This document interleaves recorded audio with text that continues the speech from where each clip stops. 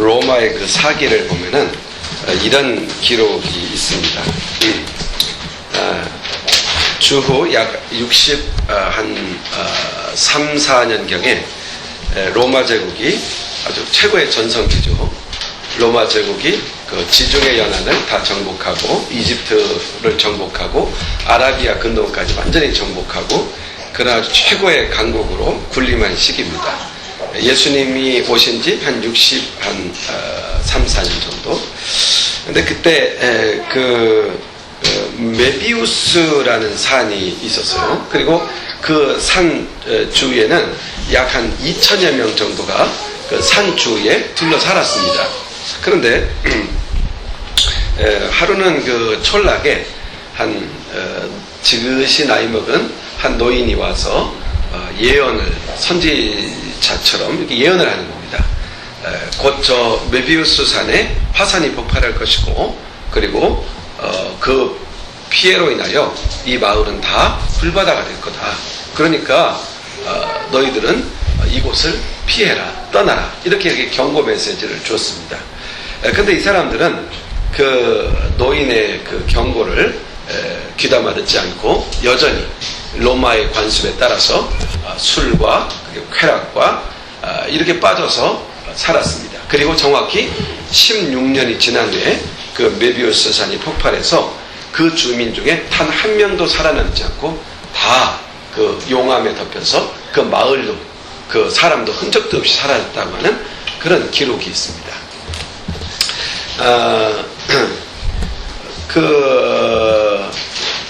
미국에서도 보면은 이런 시계가 있다고 그래요. 미국 어떤 시카고에 있는 대학과 연관해서 어떤 연구소가 있는데 거기에서 뭘 하느냐면 지구의 종말 시계를 그려서 그 시계를 이렇게 그려낸다고 그래요. 그리고 그 지구가 폭발하는 시간, 지구가 멸망하는 시간을 자정, 그러니까 24시가 되는 그 자정으로 놓고 그 시계 단추를 점점 좁혀가는 겁니다.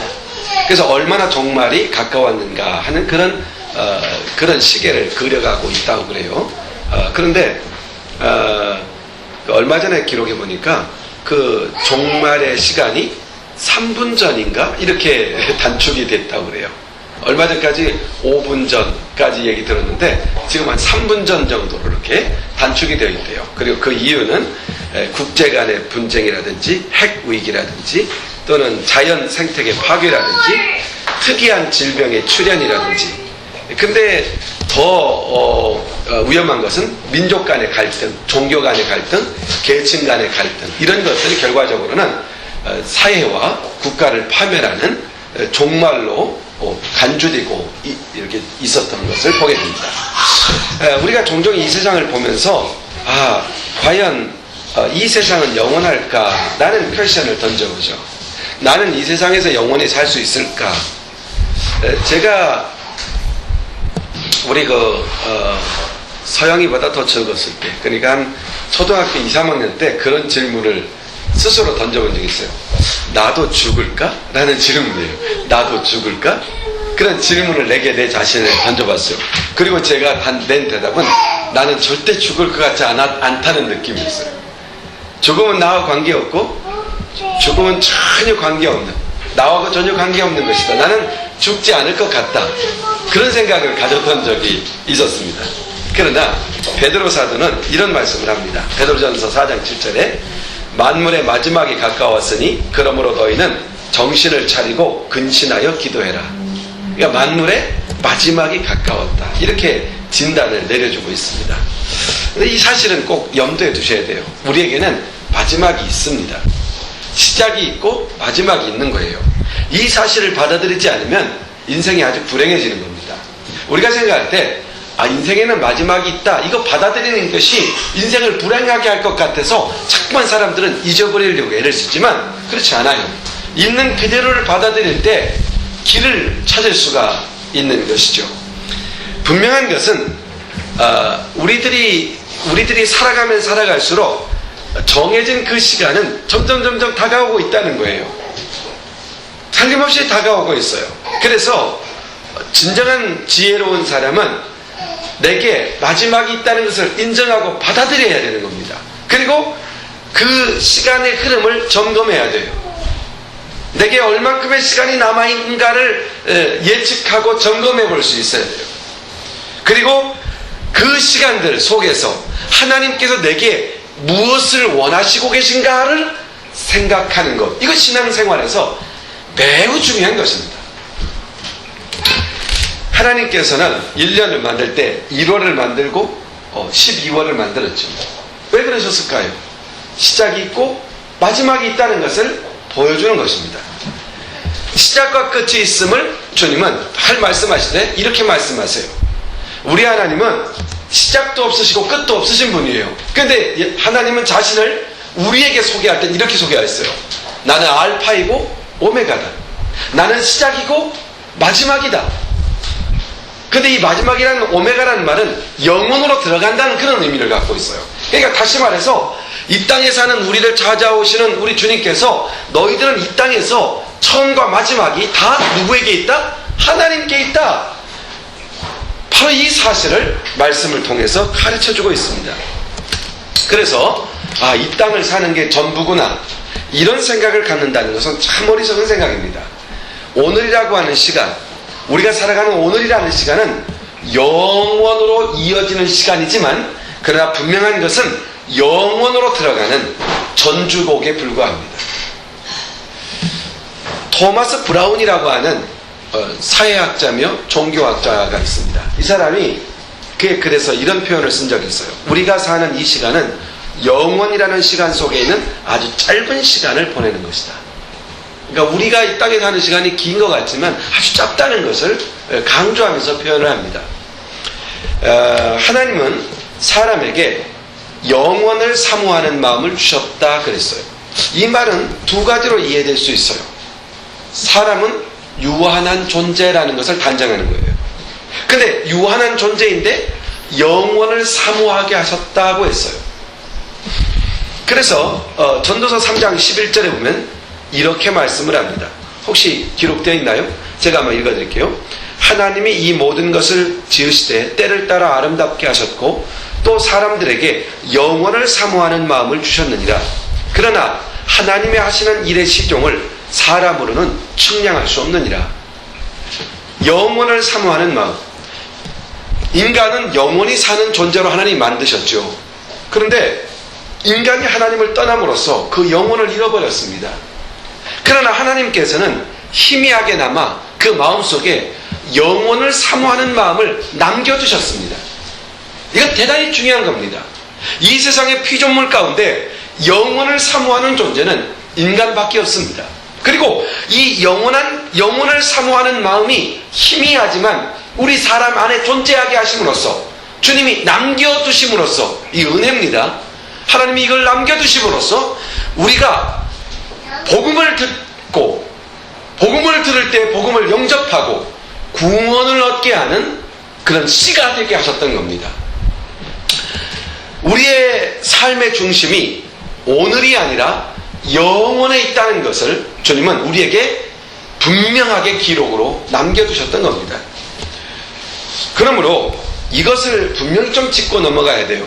이런 표현을 쓸 수 있었는지 모르겠어요. main life. 그러니까 우리 인생의 진정한 인생의 자리는 이 땅이 아니고 하나님이 나라는 것이에요. 우리의 진정한 인생은 하나님 나라에서 새롭게 시작될 것입니다. 하나님 나라에 입성하는 그 과정 속에 짧은 이 땅에서의 삶의 과정은, 이 땅에서의 삶의 과정은 매우 짧다는 것을 인정하고 받아들여야 된다는 것이죠. 그러므로 우리의 메인 라이프가 있다면은 그 인생을 어디에서 살 것인가, 나의 그 주된 인생은, 우리에게 진정한 인생이 펼쳐질 곳은 어딘가라는 문제를 이 땅에서 우리는 결정하게 되는데, 그것은 두 곳이라고 말씀을 합니다. 하나는 하나님의 나라이고 또 다른 나라는 지옥이라고 이렇게 성경은 표현하고 있습니다. 그래서 오늘 본문에 보면은 부자와 나사로의 이야기가 나오잖아요. 이 이야기를 통해서 우리 주님은 우리의 삶의 중심이 어디에 있어야 하는가, 또 어떻게 우리의 이 땅에서의 삶을 살아야 하는가에 대하여 명확한 아주 두 가지 포인트를 꾹꾹 눌러서 지적해주고 있는 본문입니다. 여기 보십시오. 부자는 19절에 보면 이렇게 표현합니다. 한 부자가 있어 자색 옷과 고운 베옷을 입고 날마다 호화로이 연락하는데 그랬습니다. 부자를 이렇게 소개하죠. 뭐라고 소개합니까? 한 부자가 있는데 자색 옷과 고운 베옷을 입었다. 이게 무엇을 상징할까요? 이 로마 시대에 있어서, 아니 그 초기 그 헬레니즘 시대에 영향을 받았던 그런 배경, 또 로마 시대의 그 백그라운드 안에서 이 자색 옷과 고운 옷은 귀족만 걸치는 옷이었습니다. 그런데 이 부자가 입었습니다. 뭘 의미하는 겁니까? 자색 옷과 베옷, 이것은 아주 뭔가 그 높은 위치를 상징하는 어떤 관복과 같은 그 개념을 갖고 있었는데 이 옷을 부자가 걸쳤습니다. 한마디로 뭐 하는 거예요? 과시하고 있는 것이죠. 그러니까 이 부자는 이 땅을 살아가는 삶의 목적이 어디에 있었습니까? 다른 사람 앞에 과시하는 데 있었던 것이죠. 내가 이런 것을 가지고 있다. 나는 이런 걸 소유하고 있다. 나는 부자다. 이 과시하는 데 있었던 것이죠. 그러니까 지금의 이 자색 옷과 베옷은 어디에 해당될 것 같아요? 아주 고급스러운 자동차나 아주 최고 호화스러운 주택이나 또는 우리가 갖기 어려운 어떤 아주 소중한 보석이나 이런 특이한 것들을 장식함으로써 자신의 어떤 위상을 드러내고자 하는 그런 현대인의 모습 속에서도 이런 모습은 발견될 수가 있을 겁니다. 그리고 이 부자는 아주 과시하는 데 인생의 목적이 있을 뿐만 아니라 그는 현실주의자였습니다. 오직 현실, 눈앞에 보이는 것, 이것만 보고 사는 사람이에요. 그래서 그의 생애 목표는 이 땅이었습니다. 그에게는 영원, 하나님의 나라, 신앙 이런 것들은 의미가 없었던 것이죠. 그에게는 오직 내 손에 무엇이 쥐어져 있느냐, 지금 나는 무엇을 가지고 있느냐, 난 무엇을 할 수 있느냐, 오직 현실주의적인 입장을 갖고 있었던 것이 부자입니다. 그리고 또한 이 부자는 대단한 이기주의자입니다. 이 짧은 말에, 이 짧은 한 절에서 또는 짧은 이 본문에서 그가 이기주의자였다는 것을 어떻게 찾아낼 수 있습니까? 그가 죽은 후에 어디 갔습니까? 지옥에 갔습니다. 그리고 누구의 이름을 부릅니까? 나사로의 이름을 기억해냅니다. 그리고 나사로를 내 대신 이 땅에 보내달라고 이렇게 요청을 합니다. 그러니까 다시 말해서 이 부자는 누구를 알고 있었어요? 나사로를 알고 있었던 겁니다. 집 앞에서 구걸하며 거기서 나오는 찌꺼기를 먹고 사는 나사로를 알고 있었습니다. 그는 아주 호화로운 부자였습니다. 그러나 그를 돌아보지 않았습니다. 그는 자기만 아는, 오직 나만 잘 살면 되는, 나만 행복하면 되는 아주 철저한 자기 중심의 이기주의자였던 것이죠. 철저하게 외면했고 철저하게 돕지 않았고 철저하게 돌아보지 않았습니다. 자기만 돌아봤습니다. 이 부자는 결과적으로 자기밖에 모르는 이기주의자였다는 것을 볼 수 있습니다. 그리고 이 부자는 아주 자만스럽고 교만한 사람이었습니다. 이 사람은 미래의 운명을 바라보지 못하는 그런 오직 현실주의자였죠. 그러나 이걸 보십시오. 미래의 운명을 바라보지 못하고 미래의 운명을 생각해내지 못하는 사람은 다 교만한 자입니다. 마치 내일이 없이 오늘이 영원히 이어질 것이라고 생각하는 오판을 하고 있는 것이죠. 이게 교만입니다. 우리 인생은 오늘이라는 아주 짧은 시간이고 그리고 내일이 있고 그리고 영원히 존재합니다. 그런데 이 부자는 내일도 영원도 볼 수 없었던 것이죠. 그는 오만했고 자만했습니다. 분명히 이걸 아십시오. 오늘이 없는 내일, 내일이 없는 오늘. 여러분, 내일이 없는 오늘은 아무런 의미 없는 것이죠. 내일이 없는 오늘은 죽은 것과 똑같은 겁니다. 반면에 여기 나사로라는 사람이 나오죠. 이 나사로라는 사람을 잘 본문을 검토해보면 몇 가지 특징적인 요소를 발견할 수가 있습니다. 이 본문의 흐름상을 보면은 이 나사로라는 거지는 거지의 처지로 살 수밖에 없는 형편에 있었습니다. 다시 말해서 그는 철저하게 거지일 수밖에 없었다는 얘기입니다. 그렇지만 그는 하나님의 위로를 받았습니다. 이런 본문을 대하면서 오해할 수가 있어요. 부자는 지옥 가고 거지들은 다 천국 가는구나. 이런 논리 아닙니다. 이거 설명하려는 게 아닙니다. 하여튼 이 나사로라는 거지는 삶이 참 비참했습니다. 나사로에게는 여기 본문에 무슨 병이 있었냐고 하면은 부스럼병이 있었다고 그랬어요. 이 부스럼병이 뭐냐? 구체적으로 모릅니다. 그런데 이렇게 이해하시면 돼요. 불치병. 정상적으로 사회활동을 할 수 없는 엄청난 질병이었습니다. 그러니까 그는 일평생 정말 잔혹하리라 만큼, 저주받은 인생이라 평할 만큼 그렇게 잔혹한 질병을 걸머쥐고 인생을 살았던 것이죠. 스스로 무엇을 할 수 있는 사람이 아니었습니다. 그는 일반 사회생활을 정상적으로 감당할 수 있었던 처지가 아니었습니다. 그러므로 그는 철저하게 누가 도와줘야 사는 사람이었습니다. 누구의 도움을 받아야 사는 사람이었어요. 그러니까 나사로가 게을러서 거지된 게 아닙니다. 이거 오해하시면 안 돼요. 게을러서 거지된 게 아니라 그는 도움을 받아야 사는 사람인데 도움을 주는 사람이 없었기 때문에 거지로 살아야 했던 사람입니다. 운명적으로 어쩔 수 없이 거지로 사는 것이 그의 인생의 최선이었던 것이죠. 여러분 이걸 아셔야 돼요. 이 세상에 어떤 사람은 누군가 도와줘야 사는 사람이 있습니다. 이 세상에서는 누군가 돕지 않으면 절대로 살 수 없는 그런 처지로 인생을 살아야 하는 사람이 이 땅에 있다는 얘기입니다. 나사로와 같은 사람이죠. 자, 그런데요, 잘 검토해보면 우리도 다르지 않아요. 우리가 어렸을 때 저 어린아이들이 도움 없이 삽니까? 쟤들 방치해보세요. 도움 안 줘보세요. 거지도 못 돼요. 그냥 죽어요. 이게 우리 인생의 모습 아닙니까? 자, 우리가 나이 먹어 늙어요. 힘을 잃어요. 걸을 힘조차도 없어요. 우리 그렇게 늙어갈 겁니다. 그때 누군가 도와줘야 됩니다. 자식이 돕든 이웃이 돕든 독지가가 돕든 누가 도와줘야 됩니다. 도와줘야 사는 처지로 우리는 인생을 떠나게 되는 겁니다. 그러니까 이 나사로라고 하는 인물을 딱 대면하면서 왜 거지로 살까? 이런 질문을 할 필요가 없습니다. 이 사람은 거지가 그가 살아갈 수 있는 최선의 방법일 수밖에 없었던 것이죠.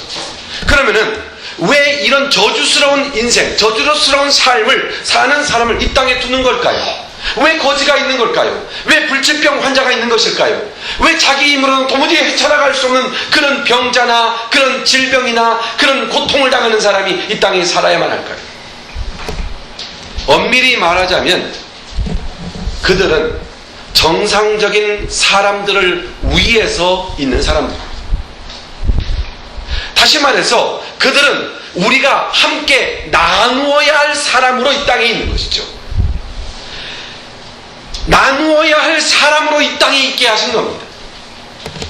그들은 하나님 앞에서 우리의 상급입니다. 바울이 말했던 상을 얻기 위해서 달려갈 그런 경주일지도 모르죠. 우리가 전력에서 살아야 될 이유일지도 모릅니다. 내가 열심히 일해야 될 이유가 그들에게 있는지도 모릅니다. 나사로는 부자의 상에서 떨어지는 부스러기를 먹고 쓰레기통을 뒤지며 살아야만 하는 불쌍한 인생을 살고 있었습니다. 그러니 나사로의 입장에서 인간적으로 당하는 모멸감이 얼마나 컸겠습니까? 그에게는 그 깊은 마음 깊은 데서 텅 비어있는 상처 입은 그 마음을 채울 그 무언가가 필요했습니다. 사실은 그 부분은 부자의 위로가 필요했고 부자의 나눔이 필요했던 자리입니다. 그러나 부자가 나누질 않았습니다. 이웃이 나누지 않았습니다. 그 빈 공간은 점점 더 커갔을 것입니다. 그럴수록에 나사로는 누구를 의지했습니까? 하나님을 바라봤습니다. 하나님을 의지했습니다. 그래서 그의 이름을 보게 되면 나사로라는 말이 무슨 뜻이냐면 하나님의 도움을 입다라는 뜻입니다. 하나님의 도움이 없이는 결코 살 수 없습니다. 하나님이 태워주시지 않는다면 나는 인간으로서의 존귀함도 없습니다. 이런 얘기입니다. 어떤 의미에서 우리의 이름이 누굽니까? 나사로입니다. 그런데 문제는 이겁니다. 본문 22절로 딱 가게 되면은 이 부자와 나사로에게 죽음이 찾아왔습니다. 대단한 반전이죠. 나사로는 천국에 갔습니다. 부자는 장사되어 지옥에 갔습니다. 이 말씀을 우리에게 왜 주고 있는 것일까요? 여기에서 주고 있는 메시지는 뭘까요? 뭐 여럿이 있겠습니다만은 간단하게 두 가지를 일단 뽑아봅시다. 첫째는 이 세상에 사는 사람은 존귀 비천 없이 무조건 다 죽음이 찾아온다. 이걸 지금 나타내는 거예요. 거지도 죽었고 부자도 죽었다. 아주 극상대적인 표현을 함으로써 모든 사람이 다 죽음을 당면하게 된다. 이런 표현을 드러내고 있는 겁니다. 그런데 그날은 도적같이 옵니다. 우리가 생각할 때 늙어서 빨리 갈 것이다. 그렇지 않아요. 젊어서 그날은 더디 올 것이다. 그렇지 않잖아요. 알고 있잖아요. 그날은 그냥 어느 날 탁 닥쳐오는 겁니다. 그게 내일일 수 있습니다. 그냥 탁 닥쳐오는 거예요. 지난주에 저는 교통사고가 났습니다. 탁 부딪히면서 탁 했어요. 예측된 게 아니에요. 그렇잖아요. 다행히 내가 받았기 망정이지 트럭이 와서 나를 받았어 봐요. 얼마 전에 그 고속도로에서 사고가 난 걸 보니까 완전히 트럭 밑에 이 수송차 하나가 구겨져서 들어가더라고요. 살았겠습니까? 그날을 예측했겠습니까? No. 그냥 그날은 그냥 눈앞에 선뜻 다가오는 겁니다. 오늘 선뜻 다가와요. 그래서 뭐가 필요합니까? 준비가 필요합니다. 자신에게 다가올 마지막 그날을 준비하지 않는 것만큼 미련하고 어리석은 일은 없는 겁니다. 그것은 젊다고 해서 더디 오는 게 아니고 늙었다고 해서 빨리 오는 게 아니기 때문입니다. 이 땅에 우리가 태어날 때 하나님으로부터 우리가 이 땅에 살 기간을 계약받고 이 땅에 왔습니다. 이 계약이 끝나면 가야 됩니다. 근데 그 계약 날짜를 우리는 모릅니다. 사도 바울은 노년에 이런 고백을 합니다. 디모데후서 4장 6절에 관제와 같이 벌써 내가 부음이 되고 나의 떠날 기약이 가까웠다. 나의 떠날 뭐요? 기약. 약속된 날짜가 있다는 얘기입니다. 그 날짜가 다가오고 있다. 지혜로운 사람은 자기가 떠날 것을 알고 인생의 그날, 그 라스트 데이를 항상 준비하고 살아갑니다. 현명한 그리스도인들의 삶은 오늘을 소중히 여기는 이유가 뭐냐? 오늘을 마지막 날처럼 살기 때문이다. 그러므로 오늘을 더 성실할 수 있고 오늘처럼 내일을 살기 때문에 내일을 두려워하지 않는다고 말할 수가 있는 겁니다. 또 하나는 그날에 인간이 천국과 지옥으로 영원히 갈라지는 날입니다. 그날은 자, 종말을 논할 때 두 가지 차원에서 논한다는 얘기를 종종 했던 기억이 납니다. 하나는 역사적으로 종말이 올 겁니다. 이건 분명히 마지막이 있어요. 그냥 쉬운 얘기로 이것은 일반 과학자들도 지구가 그 수명이 제한되어 있다는 것을 다 알고 있습니다. 지구의 수명이 영원할 수 없다는 걸 다 알고 있어요. 다만 우리 대에 끝나는 게 아니기 때문에 아주 자신있게 살 뿐이에요. 이게 우주적 종말입니다. 지구가 다 수명이 다하는 날에 주님이 오시는 것이 아니에요. 주님이 오시는 날 지구의 운명은 다하는 것입니다. 그리고 또 하나의 운명이 있는데 개인적인 운명 종말입니다. 우주적인 종말이나 개인적인 종말이나 실제적으로 역사적인 이해로 볼 때는 같은 날이라고 볼 수도 있습니다. 큰 차이는 없습니다. 왜냐하면 역사라는 것은 시간 안에서 이루어지는 것이고 시간 밖에서는 이 세상 시간으로 그것을 측량하지 않기 때문입니다. 이유는 이겁니다. 분명히 그 시간이 옵니다. 그때 그 종말의 시간이 딱 오면, 마지막의 시간이 오면 우리의 갈 길은 두 가지 길밖에 없습니다. 하나는 하나님의 나라이고 하나는 사탄이 있는 지옥입니다. 이 두 가지 중에 하나입니다. 저는 이렇게 말하고 싶습니다. 우리 인생을 살면서 반드시 피해야 할 자리가 있다면 지옥이죠. 거기가 바로 우리의 메인 라이프, 우리의 인생의 전부를, 영원을 살아갈 자리이기 때문이죠. 우리 인생을 살면서 우리 많은 걸 선택하잖아요. 오늘 예배도 우리의 선택일 수 있습니다. 물론 그 선택은 주님의 초청에 의해서 이루어지는 거예요. 그 초청을 받아들이고 오늘 예배를 드립니다. 하나님이 초청했을 때 초청에 응할까 말까는 우리의 선택이죠. 이게 선택이에요. 선택할 수 있고 안 할 수 있어. 자, 그렇지만 우리가 마지막 데이, the last day를 살아갈 때, 그때 우리의 선택은 우리 의지와는 관계없습니다. 그때는 정해진 겁니다. 지옥에 왜 가지 말아야 되느냐, 그리고 뭐라고 설교할까 생각을 해봤어요. 그냥 지옥은 피해야 된다 이렇게 경고하고 싶었어요. 그냥 피해야 돼요. 틀림없어요. 근데 지옥은 기본적으로 내가 가장 싫어하는 것이 다 있다, 이게 맞아요. 내가 싫어하는 게 다 거기 있어요. 아마 거기 개구리가 있을지도 모르죠. 주영이한테는. 그렇잖아요. 우리 서영이한테는 뭘까요? 우리 박권찬한테는 뭘까요? 가장 싫어하는 것들이 거기 있어요. 그리고 거기는 끝없는 고통이 있다고 되어 있어요. 차라리 죽음이 있다면 좋은 곳이다 이래 있어요. 지옥에서는 죽음이 있다면 오히려 행복할 수 있는 곳이다 이런 표현을 써요. 죽지 아니한다 그랬어요. 자, 아까 말했죠. 우리의 메인 라이프는 천국이냐 지옥이냐 둘 중에 하나밖에 없는 거예요.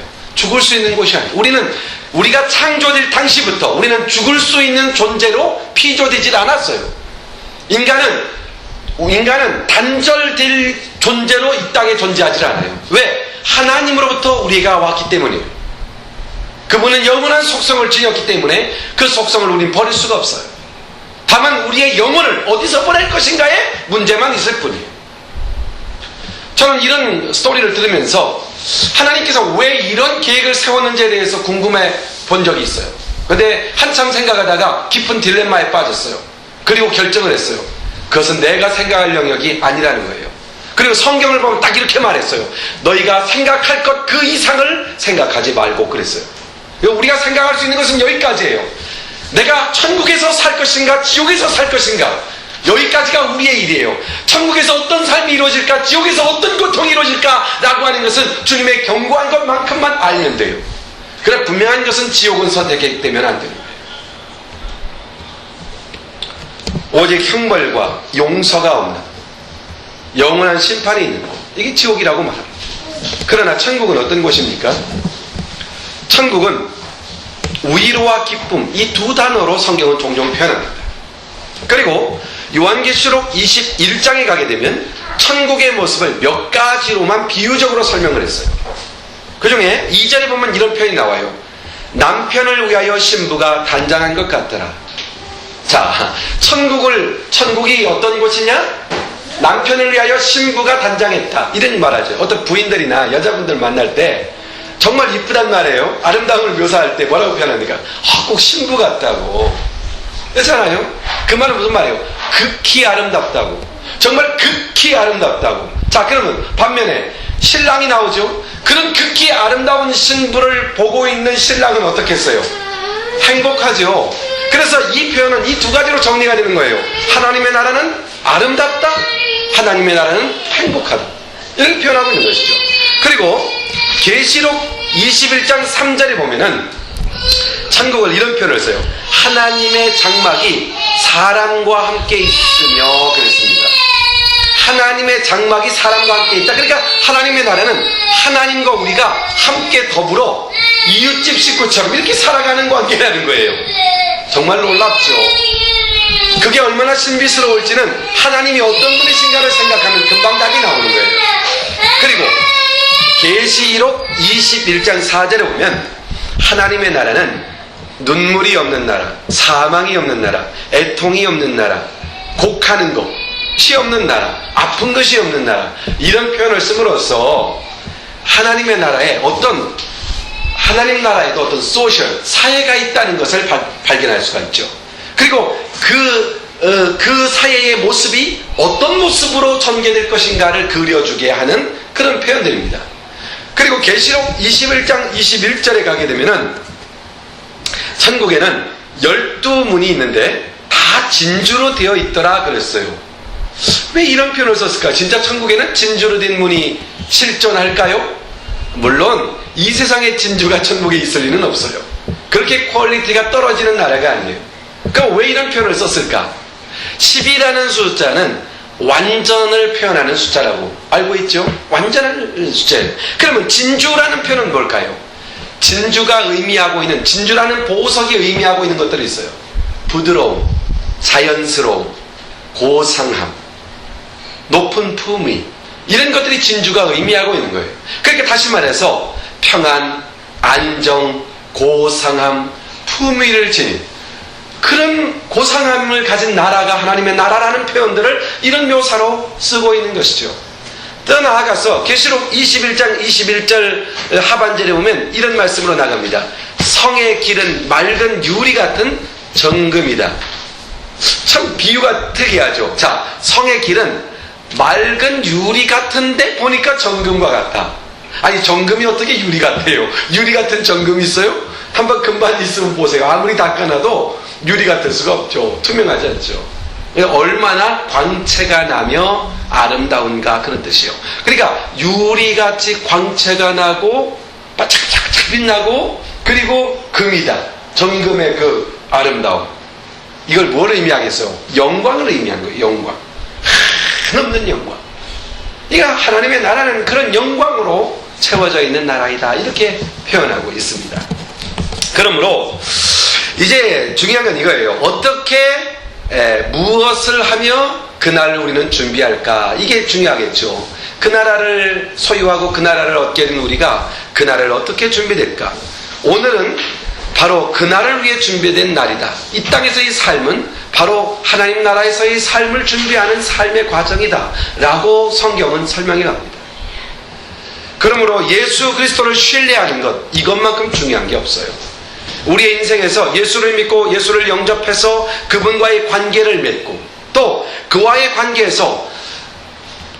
관계에서의 삶, 그러니까 이 땅에서 가장 중요한 것은 내 삶에서 그리스도와 어떤 관계를 갖고 살아가느냐 하는 문제가 아주 중요한 것이라는 얘기입니다. 예수를 믿고 신뢰하고 그분을 영접해서 그분과의 깊은 관계를 갖고 주님과의 관계를 맺지 않으면 결과적으로는 단절되어서 떨어져 나간다고 성경이 표현하잖아요. 포도나무 가지가 그 줄. 자, 둘 중에 하나로 선택이 되잖아요. 예를 들어서 우리가 선택할 길이 사실은 우리의 선택이 아니죠. 우리가 예수 그리스도를 믿고 신뢰하고 예수를 믿기로 결정한 순간 우리는 하나님의 나라를 선물로 받죠. 그런데 우리가 지금 이 순간에 그리스도인인 우리에게 과연 하나님의 나라는 확정적인가라는 질문을 받았을 때 여러분에게는 그런 확신 있는 대답을 할 수 있느냐 하는 문제예요. 즉 다시 말해서 하나님의 나라에 들어갈 것이라고 하는 사실에 대하여 확신하고 있느냐라는 질문을 받았을 때 여러분 어떤 반응을 갖겠느냐는 거예요. 어때요? 여러분 스스로 대답해 보세요. 근데 어떤 그리스도인인데 제가 그런 질문을 던졌을 때 예전에 이런 말을 한 적이 있어요. 내가 그걸 어떻게 아느냐? 죽어서 가봐야 거기가 천국인지 지옥인지 알 게 아니냐? 이렇게 대답하는 크리스찬이 있었어요. 자기는 크리스찬이에요. 그러나 만약에 이런 반문을 하는 사람이 있다면 그 사람은 복음을 들어야 될 사람이지 구원받은 사람이라고 말하기는 아주 힘든 것이죠. 교회 와서 예배를 참석하는지는 모르지만 그리스도인이 되었다고 말할 수는 없는 사람이죠.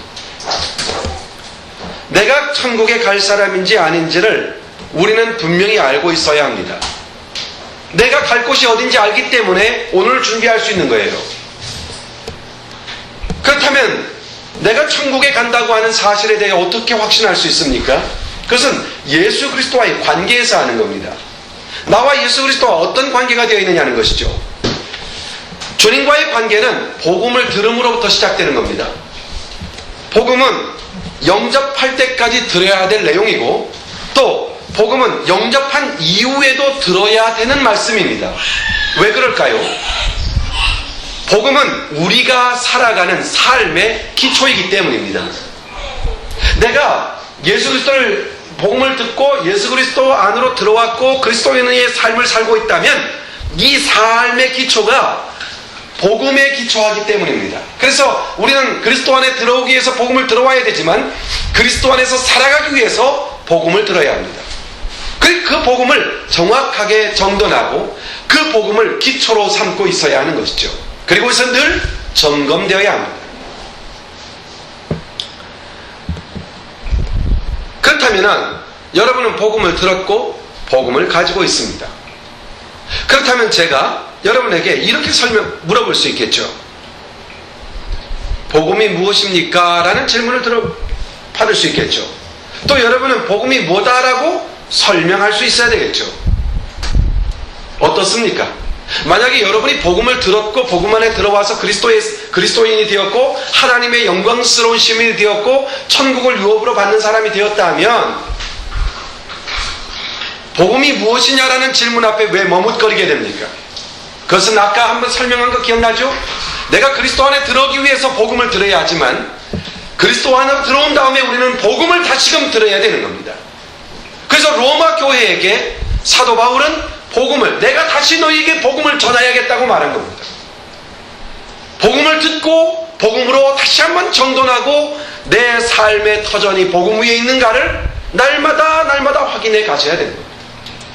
그런 사람에게 복음이 무엇이냐라는 질문을 받는 것은 결코 어려운 일이 아닙니다. 그런 사람에게서 복음이 무엇이냐라는 질문에 대하여 답하는 것은 전혀 어려울 일이 없는 겁니다. 적어도 복음은 천국을 우리에게 은혜로 주시는 하나님의 놀라운 선물이라는 것을 알고 있어요.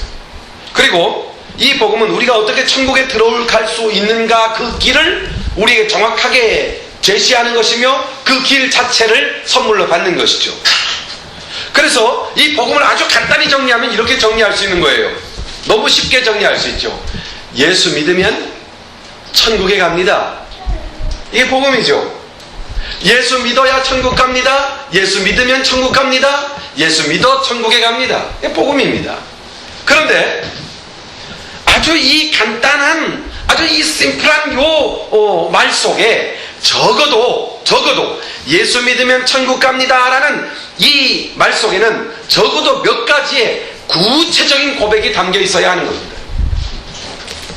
그 고백 속에 뭐가 있어야 되겠어요? 예수 믿으면 그러면 예수가 누구냐 이런 질문이 나와야 되잖아요. 예수 믿으라 그러면 예수가 누구냐? 또 두 번째, 그 예수가 무엇을 하신 분이냐? 나를 위해서 그가 뭘 했느냐? 이 질문이 담겨 있어야 되는 것이죠. 나아가서 그가 하신 일이 나와 어떤 상관이 있느냐? 그가 누구시며 그가 하신 일이 이거다 알았으면 그와 나와 그 일이 나와 어떤 상관관계에 있느냐? 나와 무슨 관계가 있어요? 예를 들어서 예수님이 누구십니까? 하나님이시죠. 육신을 입고 이 땅에 온 사람의 몸을 입고 온 분이시죠. 죄가 없으신 분이시죠. 근데 그분이 어떻게 했습니까? 십자가에 죽으셨습니다. 죄 없는데 죄 있는 자의 모양으로 죽었습니다. 죄인이 죽는 것처럼 죽었습니다. 그런데 부활하셨습니다. 부활하신 그분이 승천하셨고 성령을 보내주시고 장차 우리에게 다시 오십니다. 바로 그 일이 나와 무슨 상관이 있어요?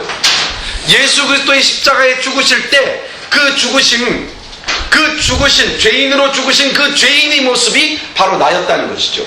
내가 죽었다는 것이죠. 이 관계입니다. 예수 그리스도가 누구시며 예수님은 무엇을 하셨으며 그 일은 나와 어떤 관계가 있는가라는 문제를 정확하게 이해하고 있어야 되고 정확하게 확신하고 있어야 되고 정확한 고백을 드릴 수 있어야 돼요. 그리고 나아가서 그러면 하나님께서는 왜 이 복음을 내게 선물로 주셨느냐?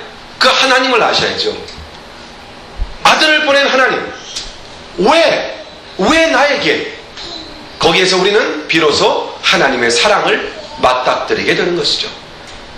아무 자격 없는 나를 일방적으로 사랑하기로 결정하셨고 그 사랑하기 때문에 우리를 위하여 사랑으로 인하여 선택하셨고 그 선택하셨기에 그 아들을 보내서 구원하시고 이런 하나님 아버지를 우리는 보게 되는 것이죠.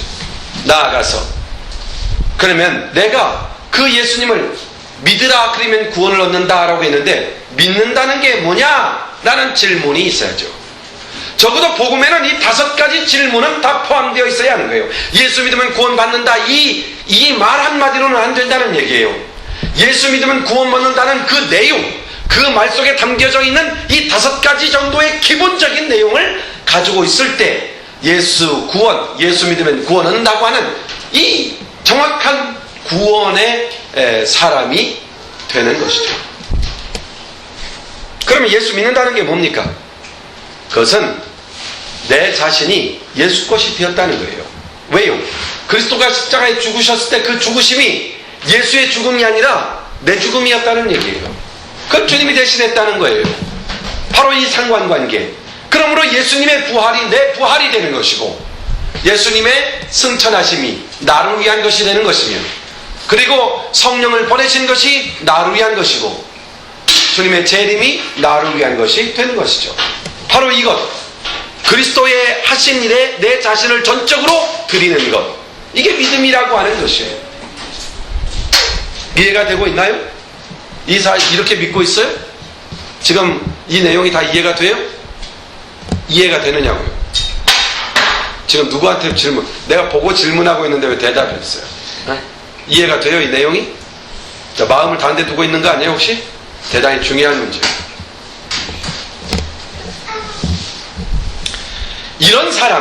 이런 복음을 가진 사람은 복음을 정확하게 설명할 수 있습니다.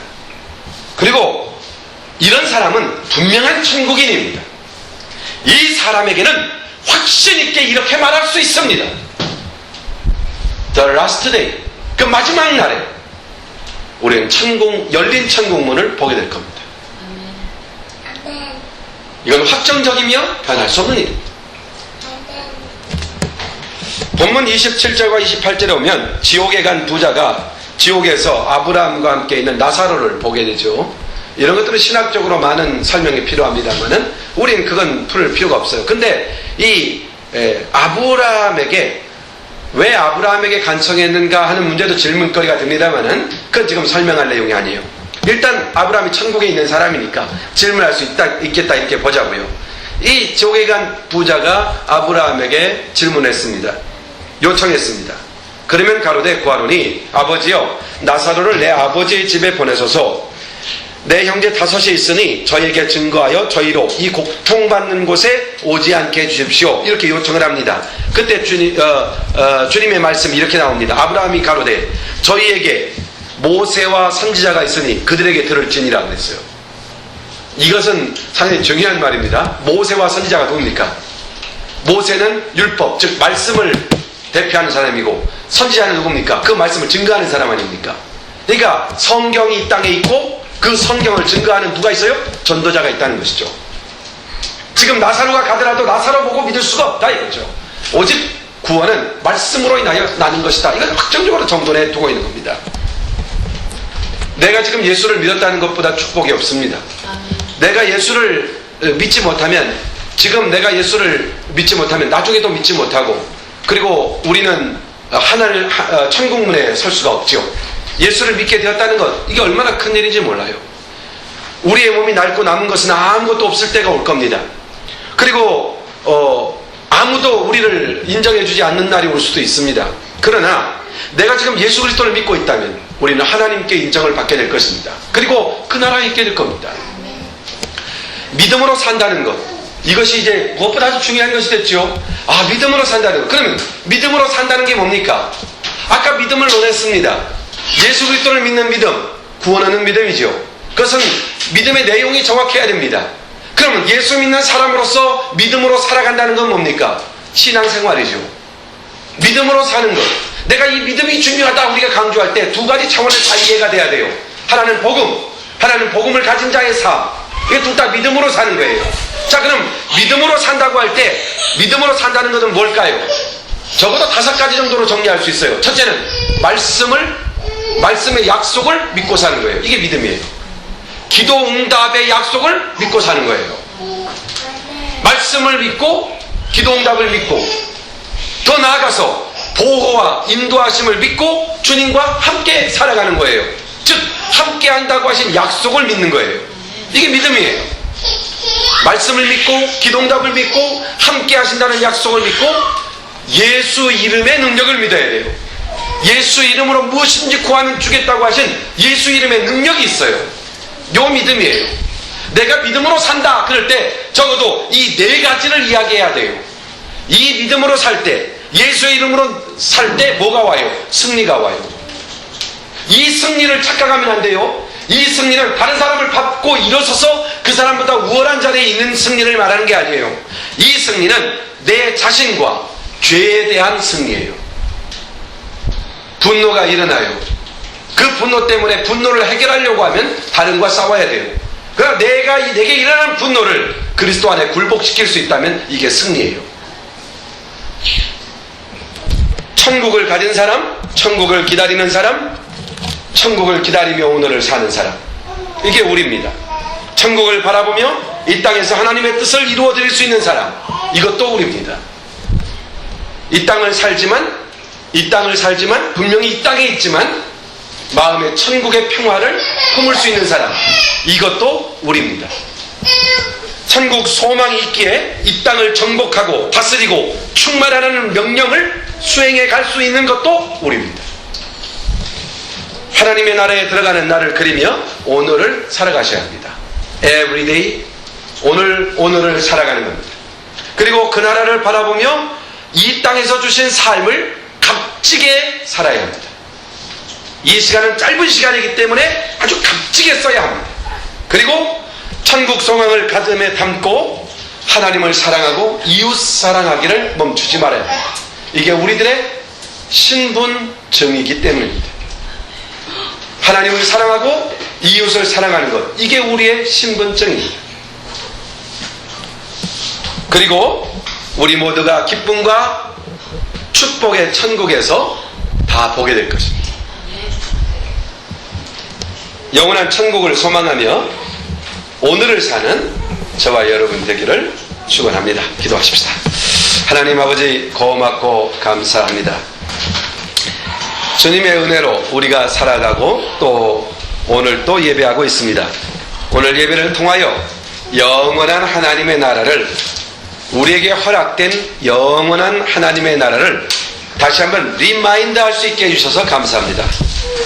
영원한 소망을 바라보며 오늘을 힘있게 살아가게 하시고 영원한 천국의 위로와 기쁨을 바라보며 오늘 그 위로와 기쁨을 경험하며 세상 속에서 다른 사람을 위로하고 다른 사람을 사랑하며 더욱 하나님을 사랑하고 경배하는 그런 인생을 살게 하여 주옵소서. 영원한 소망을 바라보고 오늘을 값지게 살아가는 우리 모두가 되기를 원합니다. 예수님의 이름으로 기도하옵나이다. 아멘. 아멘. 감사합니다. 우리 찬송가